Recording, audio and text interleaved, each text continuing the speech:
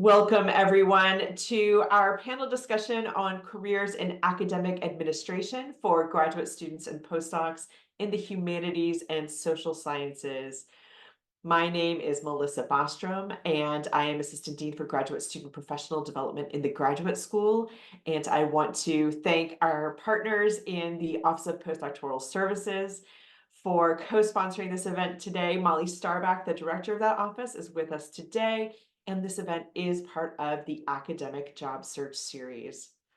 I am delighted to welcome 3 PhD alumni who are featured as our panelists this morning.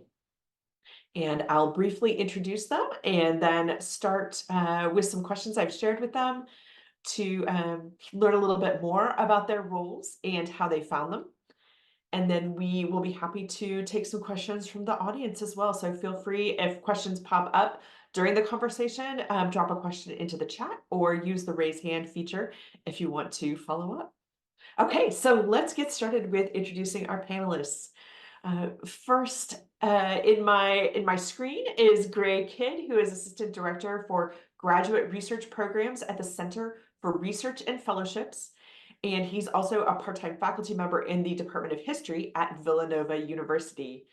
Gray received both his bachelor's and master's degrees in history from James Madison University and his PhD in history from Duke University. Welcome, Gray. Our next panelist is Lindsey Brandt-Bennett, who is the Director of the Office of Teaching and Learning Excellence at Montana State University Northern.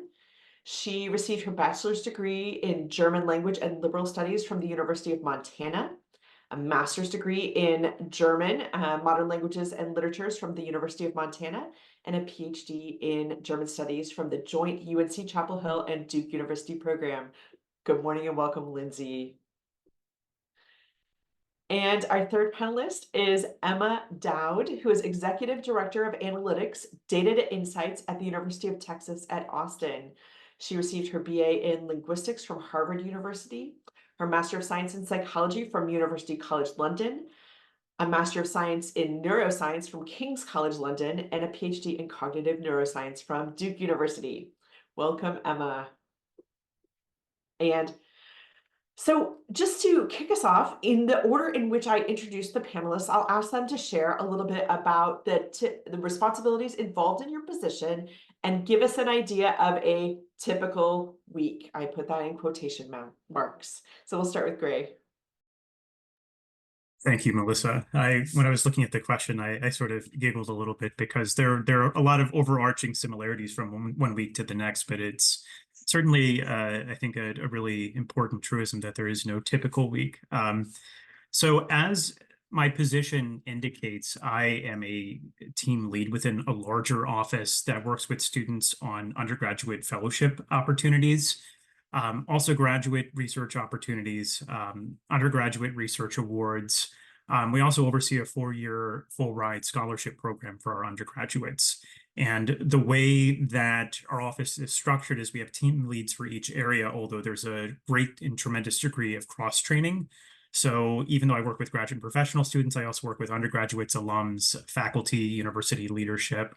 And the cadence is very much determined by the major application cycle that we are entering.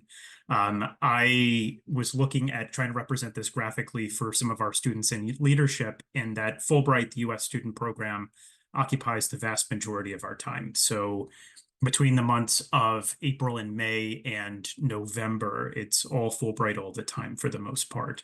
So I have a lot of advising appointments, 30-minute slots that are with our undergraduates, graduate and professional students, alums, and faculty partners in university leadership that also serve on our endorsement committees.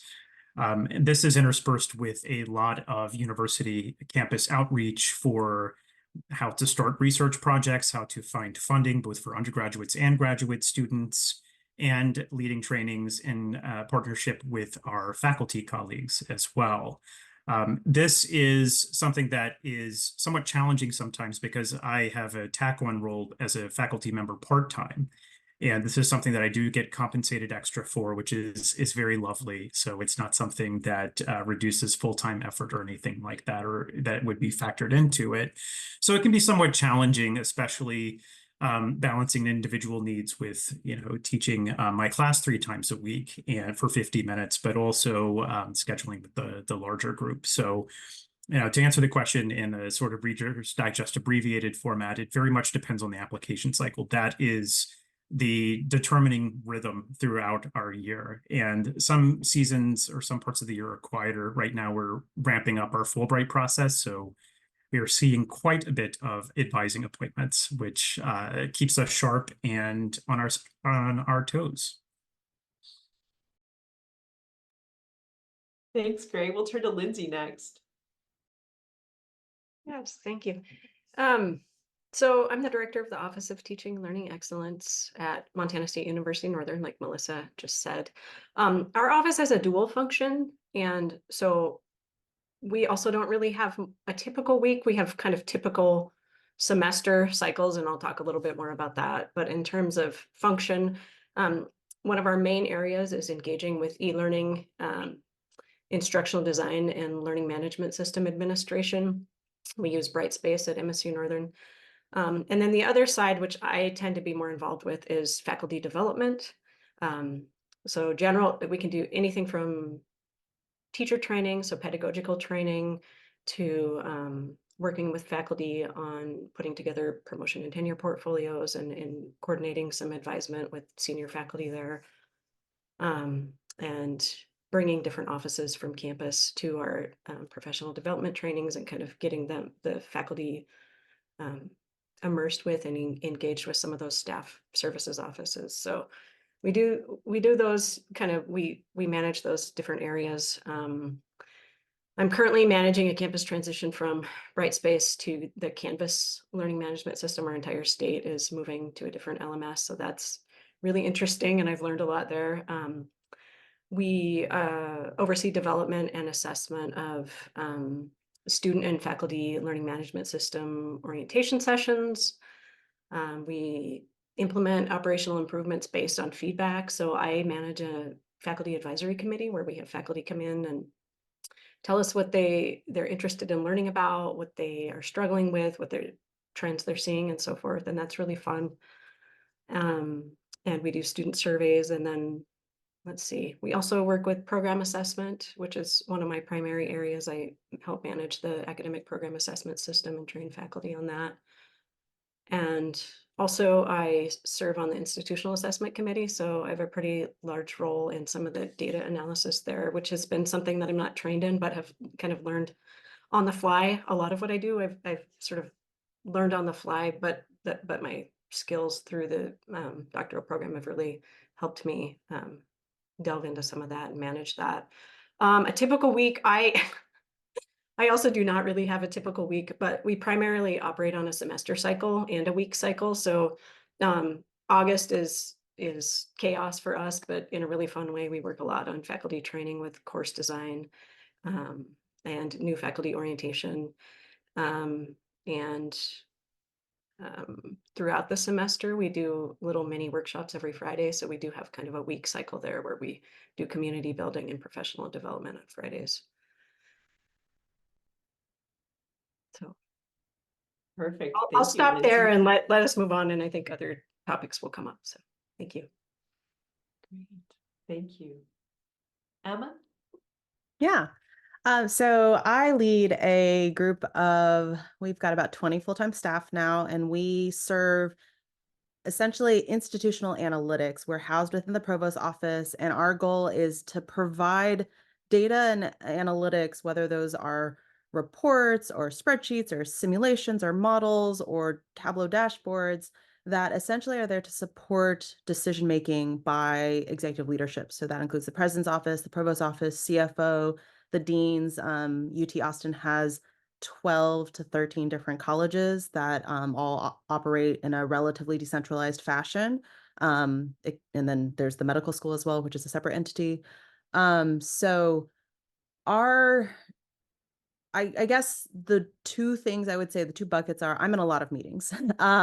So my calendar is pretty chock full of meetings, and they are meeting with stakeholders to understand what are the questions of the day. And in that sense, the week to week totally depends. I mean, right now, I'm sure many of you have heard about FAFSA delays and how that is impacting how we package students, how we try to convince them to yield to the university. So that's a big conversation right now.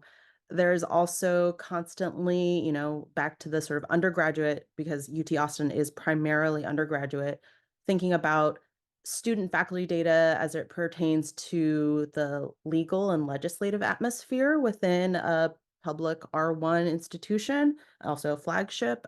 So those kinds of issues, I mean, COVID was a big one, having to pivot around COVID and all of those. So the meetings are really often to talk about what are our problems, what are our questions, what are the questions that we have that we can try to answer with data. And then that's where my team comes in. And we basically turn those questions to, okay, what data do we have to approximate? What kind of analysis could we get there? It may not be perfect, it may not be the most rigorous, it may not be trained, but we're trying to just get enough information so that these decision makers can act in a way that they feel is justified. And data is only one part of it, right? The other part of my job is to basically oversee these various streams of projects. So there's a lot of program management, project management, all the way down to code reviews. We've got a lot of overlapping folks that work on different projects. And so we try to have multiple eyes on everything so that we're all making sure that what we're putting out and giving out to stakeholders is accurate. So some of the team works in a more agile methodology. Some of the team works more just sort of on its own individual, like emergent projects or specialty, like bat phone kinds of things. And so that's how I would characterize my week, so to speak. I have never heard somebody describe their job as having a bat phone, but I really like that in academic administration. I feel like all of us probably have one of those. We just don't make it transparent and explicit. So for this next question, I'm just going to ask our speakers to go in the same order and just talk about why you decided to pursue a career in academic administration. Is this something that you were aiming for while you were in graduate school? And there was a follow-up question from our audience. Did you purposely make a choice to go into academic administration versus industry, or was it more of how things worked out?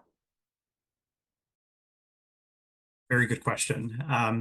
And it certainly gives a lot of space for reflection as I work with students on their application materials to think about my own trajectory. Interestingly enough, when I started at Duke in fall 2014, the day that I set foot on campus to meet my advisor and other faculty members within history is when I started my assignment working for the John Hope Franklin Humanities Institute as student coordinator of the Global Brazil Humanities Lab, which existed for 3 years. So from the very get-go, it was of decisive importance, both from my perspective and my faculty mentor, that I broadened my skill set because although I was trained as a historian and I was thinking very much about the tenure track market, having this other array of skills that were part of my toolkit was, certainly the objective from the very beginning. From there, I did field work with the support of a Fulbright Hays, and I came back and also assumed a leadership position within the Brazil initiative at Duke, which is a provost level initiative. And I did that through the pandemic. And that's something that continued to deepen my knowledge of how to create a budget and oversee things that a lot of my peers within various graduate programs did not. Certainly attending advisory meetings with the steering committee with faculty on campus. So this is something where I really wet my teeth into this particular trajectory as something that was very much desirable. And I think in a lot of ways, it wasn't something that emerged late in my career. I mean, I had a lot of colleagues that were faced with the realities of the tenure track job market, and they weren't as aware of these other channels that were, particularly interested in PhDs. My final year at Duke, and this is where it feels sort of a full circle moment, is I served as an administrative intern for graduate student affairs at the Duke Graduate School. And being a fly on the wall in a virtual space during the pandemic, mind you, was really enriching and generative because through these particular kinds of professional development events, that's where I really, became interested in pursuing academic administrative types of positions while I was applying for tenure track positions. So I think things worked out pretty seamlessly just based on this being part of my training, so to speak, as a historian from day one on being on campus. And it was a very logical outgrowth in that respect. Did you want me to address the follow-up question, or did you want to circle back to that about the industry? Did you pursue any kinds of industry jobs, Gray? No, I did not. This is the world that I knew closest, and I kept an eye on job postings for academic, administrative, or professional staff positions, and it never occurred to me to look to industry.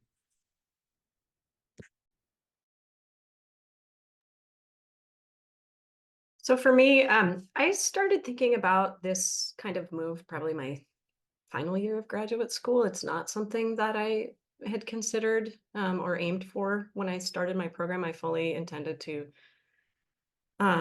enter the tenure track job market. And what kind of ended up happening is it probably had to do something with a combination of wanting to be closer to faculty or to family in Montana, where there are like 4 total faculty positions in my subject area and quite a few young people in those positions. So there wasn't going to be any overlap there. And then I think just seeing some of my peers jump from postdoc to postdoc and visiting professor position to visiting a professor position, and just the kind of general frustration with the realities of the tenure track job market at the time. And we decided, my husband ended up getting a position in development closer to home in Montana, and I thought we would just try that for a while, and then I ended up finding a position at the university here, and it just sort of worked into what it is now. But it wasn't intentional, and I didn't. I mean, industry for German studies is something like maybe translation or editing or interpreting. And I did some freelance work as a graduate student and really enjoyed it, but it would have entailed running my own business and kind of jumping into an area where I just wasn't really sure what that would look like. And so I could have gone that route, and I might have gone that route, but I ultimately didn't need to.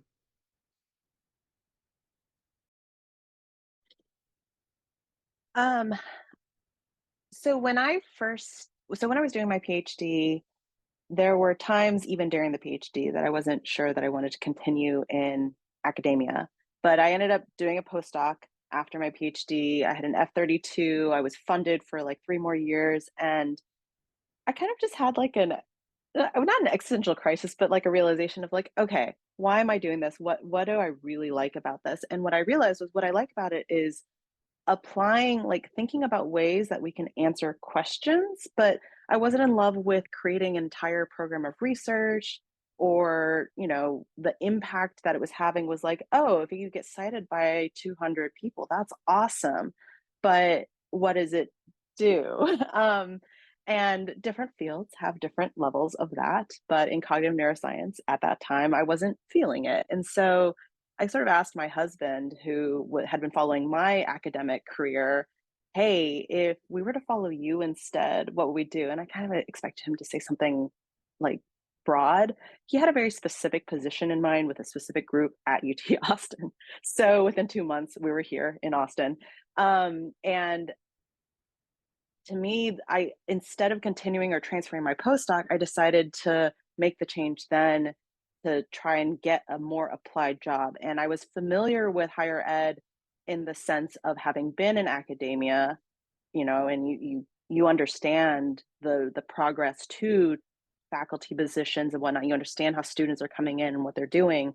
And the impact that it have, I mean, the way that I describe it now is the kinds of decisions that we're making. We've got over 50,000 students enrolled at UT. So every decision that you make here impacts students directly, and faculty, right, directly. So to me, it was really motivationally about the impact and what I'm serving with the skills that I have.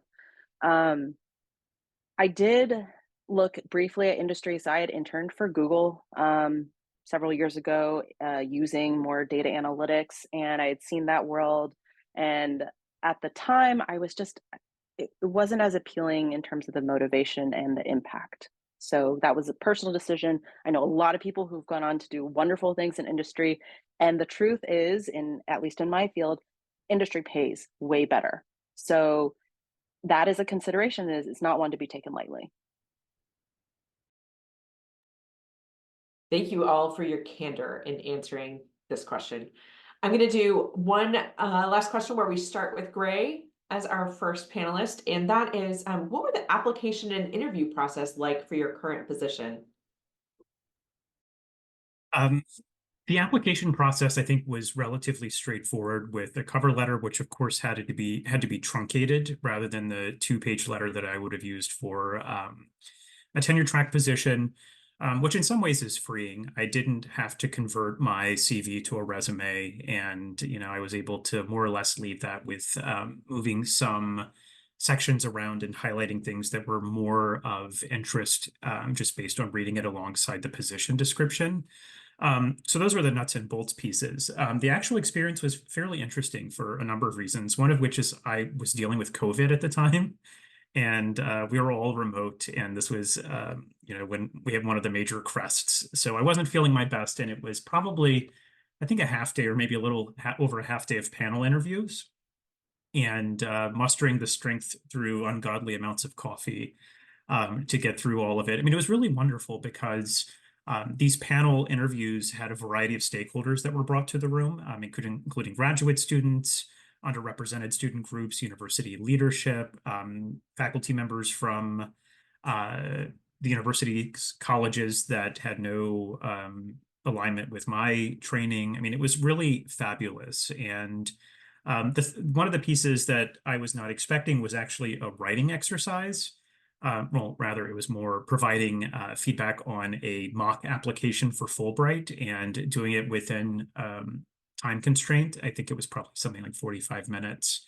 That was probably the most nerve-wracking, because I was trying to think, okay, if I were to prioritize this for, a 45-minute meeting, or, having a 45-minute time limit for this, what are the most actionable sorts of things? And once I pushed through that without getting too detailed, I mean, that was probably my first foray into trying not to think like a faculty member with trying to guide a research project. Sometimes I have to resist that more often than I would like, just based on our training and research chops. But overall, I think it was a very positive experience in which, I got to meet a lot of people on campus that have been tremendously useful to connections and important partnerships with the various kinds of work that we do within my office. So it really did set the tone and tenor, and there was a palpable sense of excitement because the university, within the last 5 years, has been reclassified as an R2 doctoral granting institution. So part of the university's institutional strategic planning it hinges on improving the graduate research and educational experience. So they were very excited for this really unparalleled period of growth that will only benefit our graduate and professional students going forward. I mean, obviously all students, but specifically for a student population that typically feels that they play second or third fiddle to undergraduates.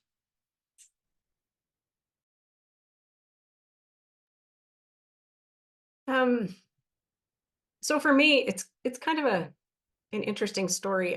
It was about 9 years ago, and we had moved to the location I'm in now, my husband and I applied for a position, a grants coordinator position. It was the very first time I put in an application for a position at a university that wasn't faculty tenure track position. And it was for a grants coordinator position. I didn't even get an interview. And I was really disappointed about it. And I kind of mentioned it to somebody who worked on campus. And I'm not sure how this happened, but word got back to somebody else who was looking for someone for some extra help during the summer. So I actually started out as a temporary special projects assistant in the extended university office here on campus. And it was this really weird combination of administrative work and grant writing. I think they just had some money and needed somebody to fill some roles, and we ended up getting a $2 million grant, a Department of Education grant that I was the lead writer and coordinator on. I worked really hard on it. It was actually really a lot of fun. And my boss at the time said, "Hey, we have a curriculum developer job opening up. Are you interested in applying? It's out there, and so if it's something that you're interested in, um, it would be cool to see you apply." And so I did apply. The interview included two in-person interviews, a teaching demonstration using a creative application of instructional technology. So this office worked at the time, worked with instructional design and instructional technology. And so that was my teaching demo. And then I also had to meet with the provost and the chancellor. And so that I did end up getting that position. That was like I said, like kind of a hybrid between an instructional designer and a pedagogical trainer, working primarily with faculty.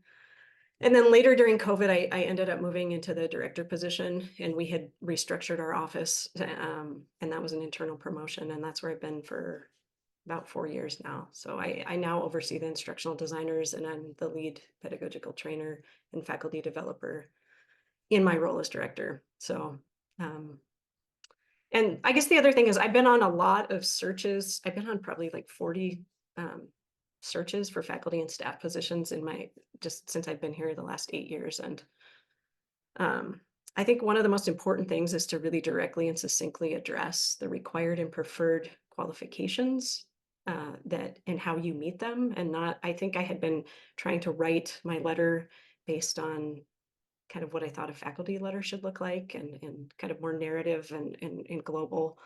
And we can talk about that more if people have interest at some point, but just not making the committee dig through long paragraphs, and they're trying to score you and figure out who you are. So that's something that I learned, and something that's been really interesting for me.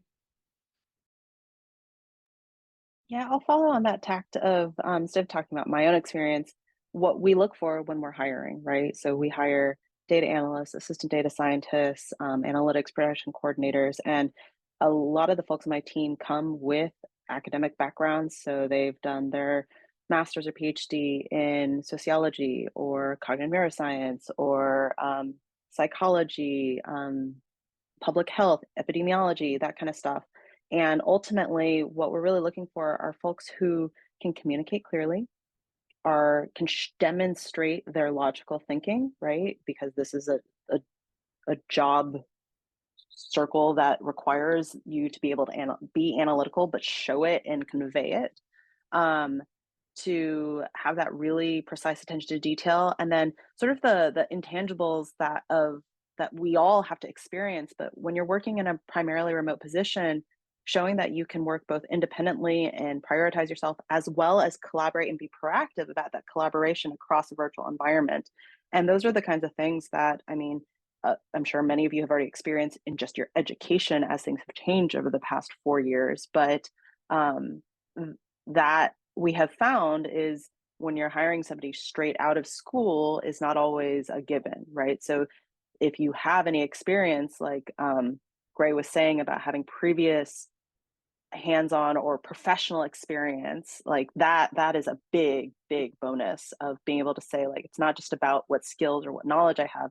If you have a PhD, you've already demonstrated that you can learn things really fast. But have you demonstrated that you can manage your time, that you can know where your boundaries are, that you communicate well with either your higher ups or your peers? And those are the kinds of things that we really look for in applicants. That's extremely helpful advice. Thank you, everyone. For the next few questions, let's start with Lindsey and then go to Emma second and wrap up with Gray. So tell us how your PhD training helps you in your line of work. And if it's relevant, has it ever posed a challenge for you, such as getting the feedback that you're overqualified? My PhD helps a lot. I haven't received any direct feedback about being overqualified. I think that first position I applied for, I might have been perceived as being overqualified because I didn't make that translation very well in the cover letter. But in my current position, I work with faculty almost not exclusively, but almost exclusively. I work with students as well. And it really helps me understand the world of the faculty. It helps me present information that's well researched. I'm not afraid of analysis and writing and large unwieldy projects. That's something that we've demonstrated with the completion of our dissertations. I think that's been a really critical skill in my position and some of the projects I've been involved with. I think even my specific training in foreign language really helps. There's so much on a campus, there's so much intercultural communication between. So I'm constantly working between administration and faculty and other staff who live in totally different worlds sometimes. And so I'm always having to think about, okay, what language do I use with this group? What would connect well with this group of people? How do I get them to talk to each other? And it sounds like a metaphor, but it really is like something that I had to work on a lot in my specific training, and it really translates well. I think I'll stop there and we can follow up if we need to. I would say that my training has definitely helped in my position. But I think that part of that is that in particular, I don't know if this is across universities, but what I have found at my university is that there is a bias towards people who have a PhD in higher ed administration, is that there's just more faith or influence given to those. And that's because there's a bias towards putting tenured faculty into administrative, executive positions. And so you're not going to be a dean unless you're a tenured faculty member first, right? So in that sense, yes. I will say though that when we're hiring, the PhD always comes with a double-edged sword. We know that somebody with a PhD is very capable, but then we question their motivation. Why this job? Why are they making this switch? And so that translation that Lindsey was talking about, when you're writing, like, why do I want this job and how am I going to apply my skills to help this position? At least on my team, we are often keeping our eyes open for those who are using this as a launch pad to go to industry or somewhere else. And not that that's a bad thing if you're upfront about it, but that can be a big investment of time to train somebody for them to leave 6 months later. And so it's making really clear what your motivations and expectations are with the people that are considering you for a job.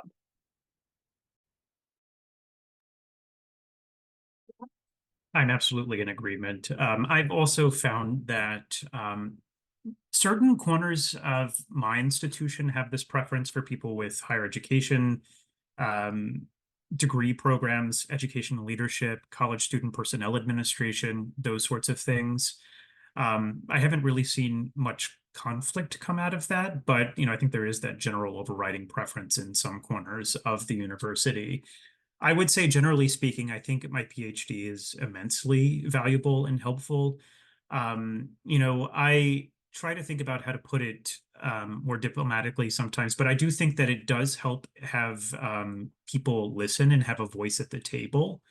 I think it really does help with those sorts of faculty connections as well. One of the things that has happened recently is I've been appointed to the Institutional Review Board as a non-scientist, and this is something that I think they might not have had as much luck trying to get tenured faculty to do this sort of work. And it is something that actually does broaden my network and being able to think about what other parts of the research administrative enterprise would be, new skills that I can learn for my potential career as it continues to change over time. I'm right there with you, Lindsey, on the question of writing. This is actually a kind of double-edged sword in and of itself, because I think having what others perceive as enormous competence with writing and verbal expression, written expression, I'm always the person that has things sent to me before it's sent out to other people, whether it's students, university leadership.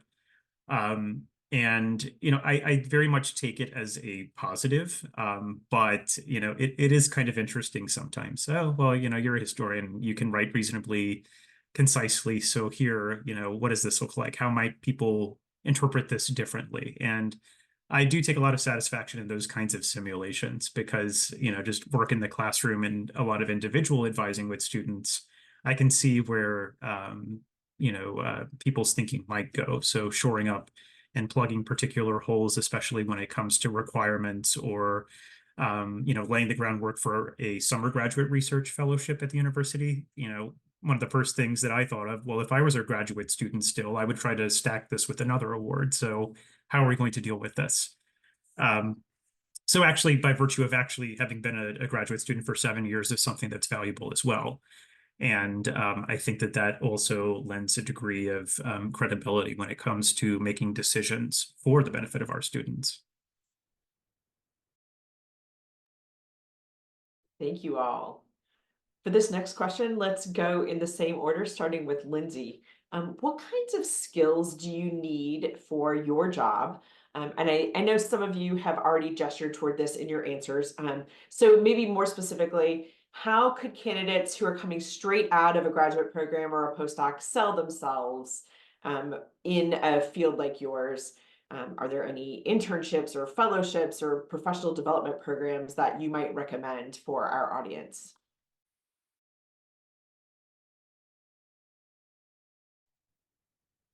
In terms of internships and fellowships, I'm not sure. I'll have to think about that a little bit.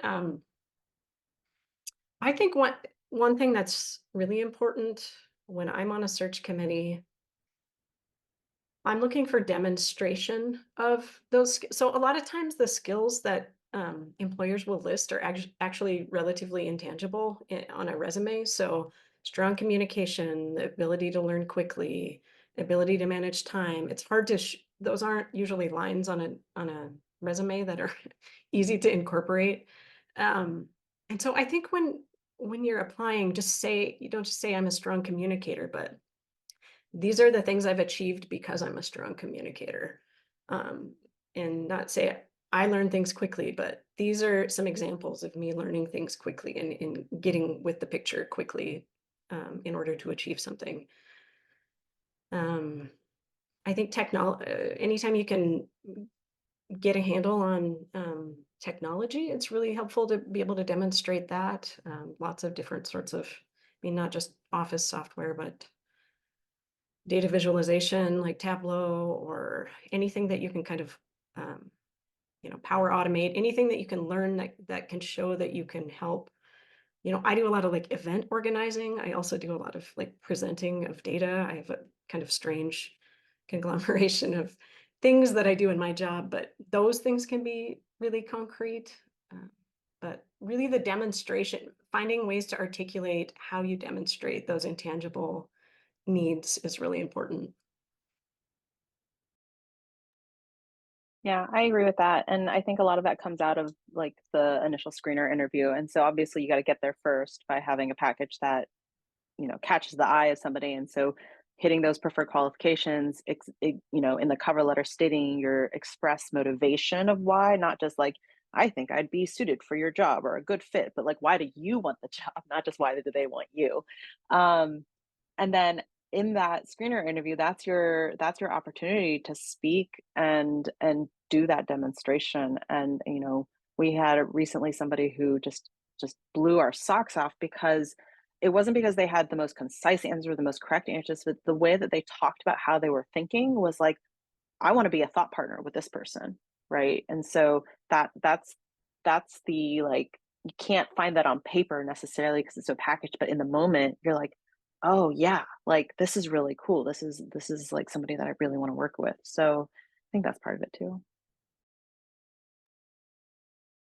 There are two big kernels that I would say are most important for the kind of work that I do that can transfer to other academic administrative careers. The first of which is curriculum design.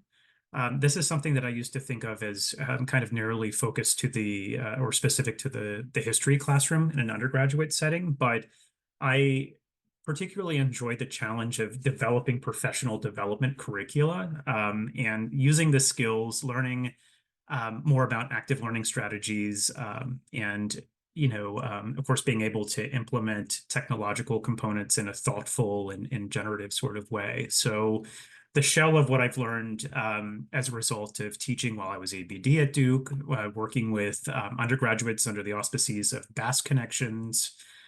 These are all things that I've learned or I kind of leveraged as experiential learning projects that I could in turn use as the kind of foundation for curricular design at Villanova. This summer, for example, we have undergraduate research fellows that work between the end of May and the end of July. They have on-campus summer housing and they have professional development workshops. And we've received feedback that they needed to be a bit more interactive. So my counterpart and I are laying the groundwork for thinking about how this can lead to different career outcomes, which fellowships or scholarship applications might be natural outgrowths of these experiences, and so on and so forth. The other piece would be advising and facilitation. This is, I think, a virtue of me being an assistant director. I have far more student contact across the board. The associate director and the director of my center, they do advising as well, but it's less because they have other sorts of administrative responsibilities that are on their plates. But a lot of what I again learned at Duke through Bass Connections, working over the summer in Rio de Janeiro with our student researchers. This has been a starting point, but then realizing very quickly that especially in a post-pandemic sort of situation, advising needs to be different. And we all talk about student-centered advising as if it's kind of a self-evident category, but there's a lot of opportunity for growth and training in this regard. So I'm very eagerly kind of, leaping at these different kinds of professional development opportunities. I have funds available every year that I can use for conferences, professional development courses. And, in some ways I feel like a mini version of my doctoral advisor when I work with students on their research proposals, because, I think about his kind of thought process, which I think I probably absorbed by osmosis or, conditioning across 7 years. But between advising and I think curricular design, those are two things that are mutually reinforcing, because even if I'm working with an individual student, there's still a tailored curriculum that works with that student to meet their individual needs and better suit their aspirations. Thank you all. So getting down to kind of brass tacks here, I mean, what are the ways that our audience members can find jobs like yours, or maybe starting out in career fields like yours? Are these kinds of positions available only in US colleges and universities, or are they available more broadly? And let's start with Lindsey one last time. Sure. I'd say for my particular area for centers of teaching and learning, the pod listserv discussion group is super helpful. I see postings there all the time. I'll put that in the chat. And that's actually a really helpful discussion group to follow, regardless of which sort of area of higher ed you're interested in. Obviously, Higher Ed Jobs Chronicle, indeed. Getting your foot in the door. I told you my story about taking on a temporary position, and it was just sort of wasn't my plan, but it kind of came up, and I thought, I'll try this out and see where it goes, and just taking a leap. Sometimes I think even if it's not exactly what you're looking for, or if you don't know what you're looking for, try something out. It doesn't hurt, and you might end up really liking it. I had no clue that I would be in instructional technology, but it's been a really interesting road. And then I think also finding like if you have a particular location you want to be in, just kind of keep looking and try to, I hate to say the word network because it's sort of overused, but try to get your foot in the door, try to go to presentations, anything on that campus that you're interested in, and start conversations and just sort of see where the needs are. I think there's a lot of need, at least in my region of the country, for staff. Faculty, it's not as hard to find faculty for positions, but staff, we really struggle. In addition to the forums, if you're on more data viz, there's Tableau higher ed user groups. I think also, going back to the location thing, Google Jobs as your friend, look up keywords, look for institutional research, analytics, effectiveness, all of these terms. Pretty much every university has some sort of center for that. They might be housed in different places within the university structure, but yeah, higher ed analytics is a big thing, and I assume that they're common outside of the US as well, but I haven't actually looked. And then most universities will also have just a jobs website that you can go and like search through if they're Workday or PeopleSoft or whatever based. You can just do keywords and look for whatever's open and do that way. I think we probably also get a decent number of our candidates through LinkedIn if your university, uses that to post. I would recommend starting on campus and connecting with folks to learn how they arrived at their particular positions. And OUSF, the Duke University Office of Scholars and Fellows, immediately comes to mind because they are kind of a big tent that have a lot of different responsibilities within. And to my knowledge, at least one or two folks have PhDs, one of which is from Duke. I think there was a second one that I met at a conference in New Orleans this past summer that are PhD from UNC. So we were talking about certain similarities that we have with our institutions, differences. So it's always really good to get out into the university campus community because that's, I think most people would be absolutely delighted to have those kinds of conversations. Rather than thinking about something as an extractive opportunity, I'm applying for this, tell me how to go about doing this, but to learn more about how they've approached professional development. The second thing would be professional associations. For my area, although I cover a lot of different responsibilities, research administration, fellowship advising, the most immediate thing that comes to mind would be the National Association of Fellowship Advisors, or NAFA. I'm going to drop a link in the chat. Their jobs posting guide is openly accessible, so it's not behind a paywall or membership wall or anything like that.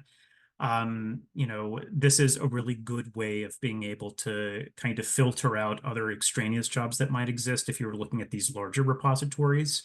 And you'll also find that even though this is under the general rubric of fellowships advising, there are also plenty of hybrid roles. A lot of offices cover a lot of ground, just as an example, me working with our four-year presidential scholars and working as an advisor for them as well. That is kind of a partnership with their faculty advisor. Terrific. So for our final three questions that we have planned, I'm going to start with Emma, if I may. What about hiring international candidates? Is that something that you are able to consider if you're a hiring manager? It depends on the university and the unit within the university, but in ours, the answer is yes. We've got multiple people who are on OPT or H-1Bs, and our university has also sponsored H-1Bs before. Obviously, it takes more time, and in Canada, it has to be stellar, but it's an option.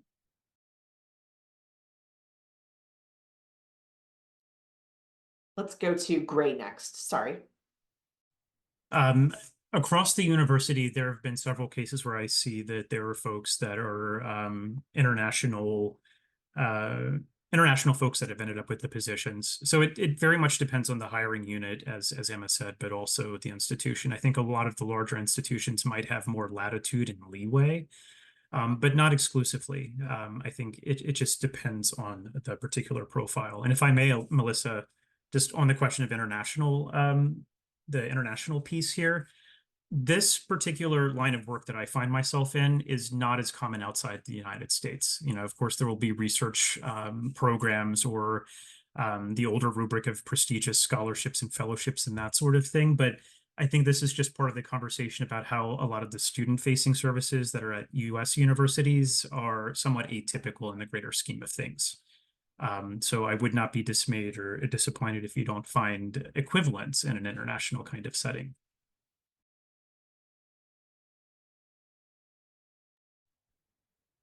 I would just echo what Emma and Gray have said. Some institutions can't or won't sponsor visas at particular moments, or even particular departments within institutions. We typically will for faculty, but sometimes for staff at my institution, they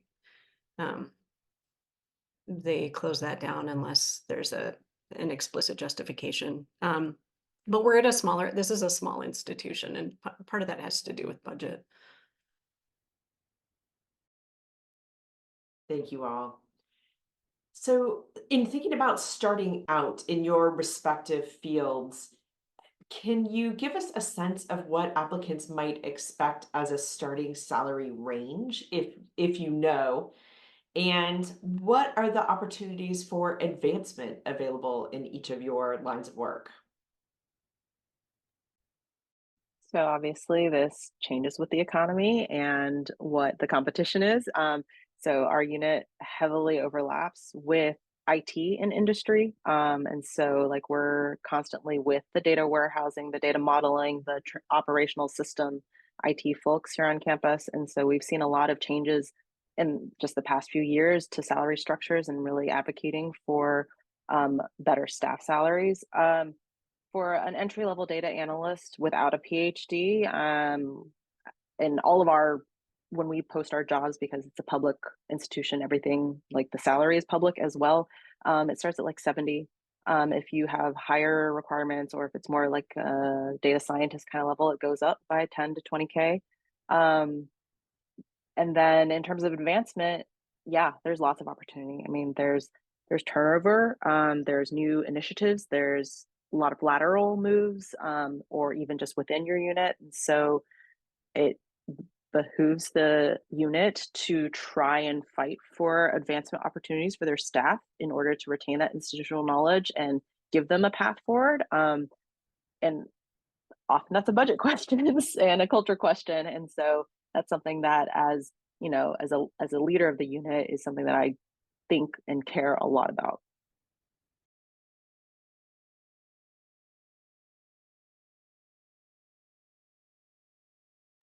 Ray, can we go to you? Absolutely. So on the question of compensation, that's something that I think, admittedly, I was less comfortable with coming right out of graduate school. Of course, a lot of things are higher salaries than one would find as a graduate student. So in some ways, there's the novelty there, but one shouldn't be kind of too drawn in by that, because that's an opportunity, I think, for folks to realize that, well, this is good, but what is my worth in relation to the larger field or the institution or something along those lines.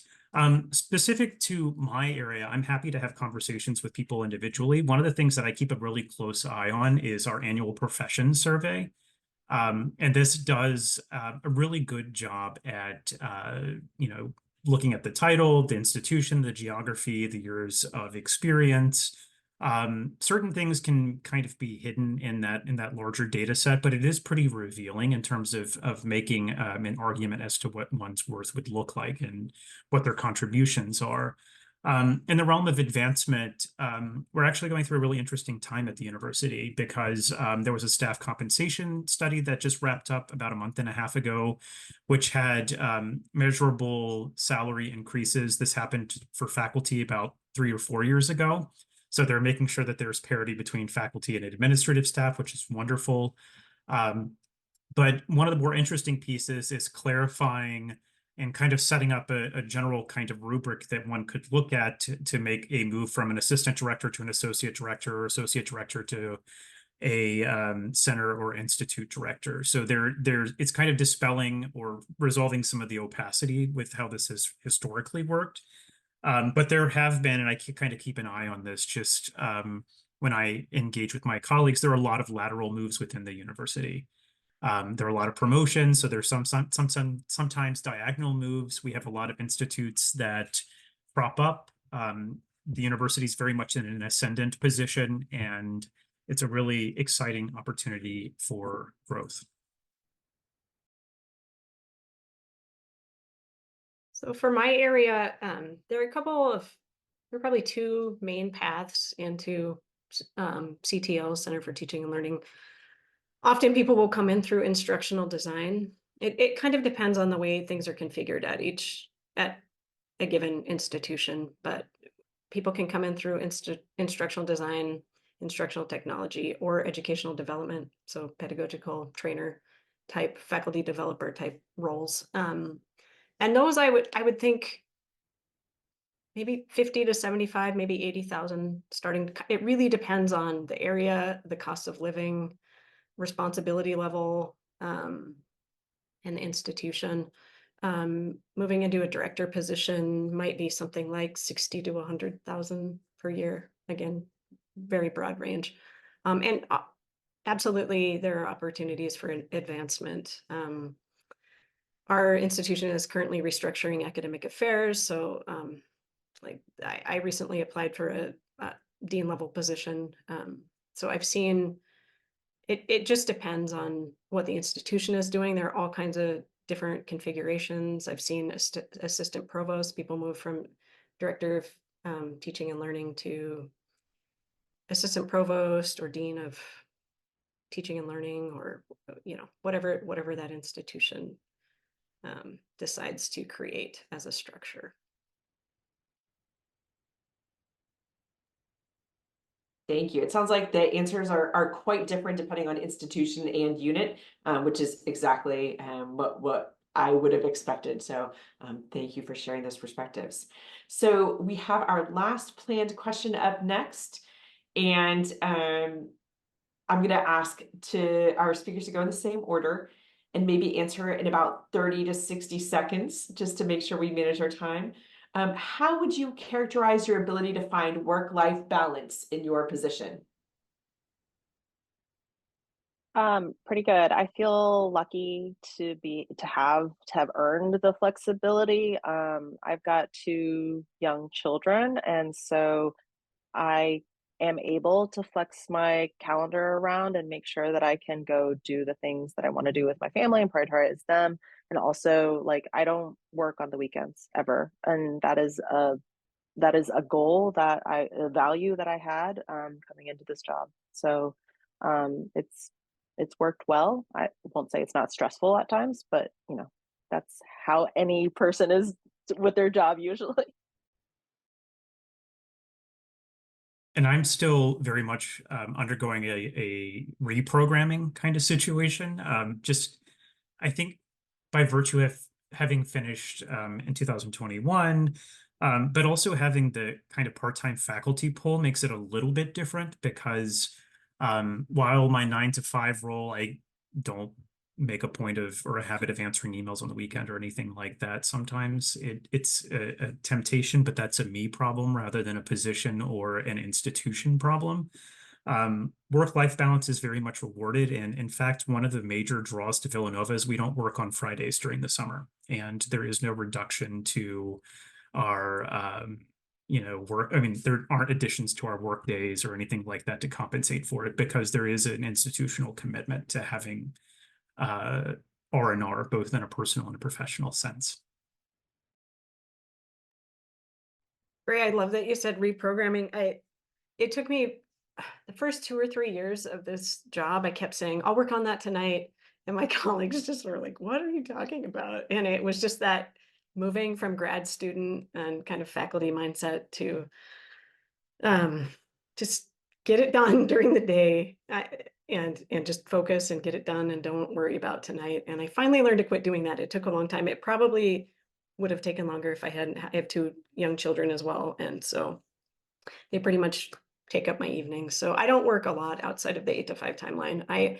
I'm pretty solidly booked within it. And I'm always available for faculty if there are technology emergencies that we need to kind of figure out and put out the fire. But they all have my cell number and they don't abuse it. People are very respectful of my time. And yeah, if I am working outside of those hours, it's usually a me problem and not a feature of the position. That is so heartening to hear for our audience members, I'm sure.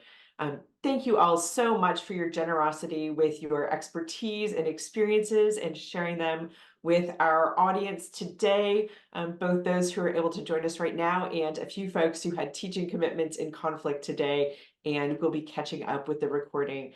We're so grateful to all of you. Thank you to everyone who joined us today. Take good care, everyone.